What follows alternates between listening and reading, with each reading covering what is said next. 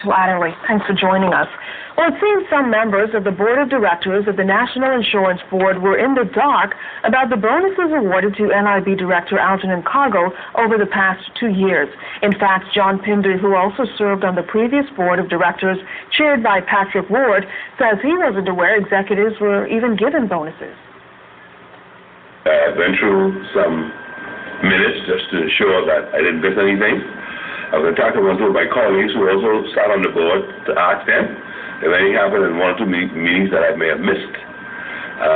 They cannot recall any bonuses coming to the board for approval, nor can they recall seeing anything actually as relates to bonuses.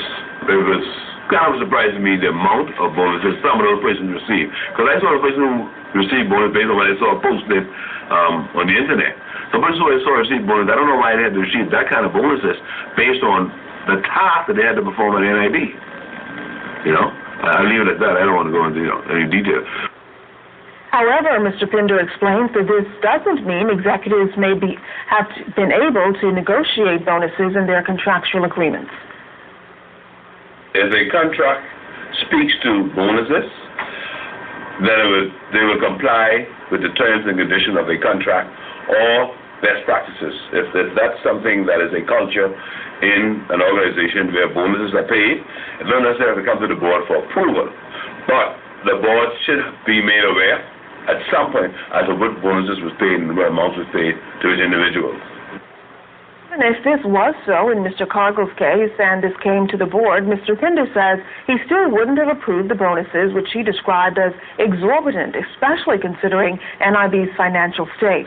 Mr. Pinder described Mr. Cargill's performance as stellar and says he believes the director was deserving of a bonus, but believes the bonuses were not in line with the company's financial future.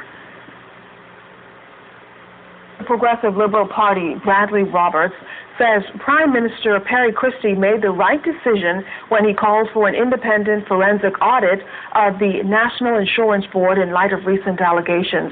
Mr. Roberts was responding to recent comments made by Free National Movement Chairman Darren Cash, who is calling for NIB Chairman Greg Moss to be suspended or fired. Cash says he doesn't believe it takes a forensic audit to reveal that Moss abused his authority within the few short months of his tenure.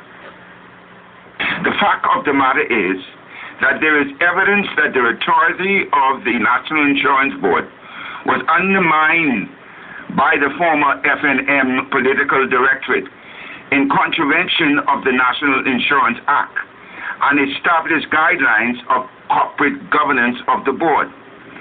This is malfeasance of the worst kind, and Cash will not be allowed to scrape this issue because it is an inconvenient truth for the FNM. Mr. Roberts also wants to know more about the high bonuses which were paid out to the NIB executives.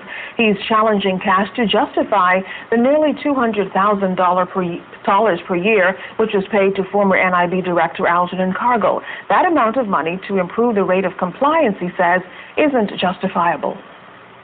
But the Bahamian people need to know how their Social Security contributions was managed and how the board was governed. The dealings with the board by the FNM government seems to be underhanded in nature. What complicates this matter is that the former State Minister for Finance, Shavago Lang, stated in the media that he was unaware of the approved bonuses. This raises more serious questions about the corporate governance of NIB. It is clear that Mr.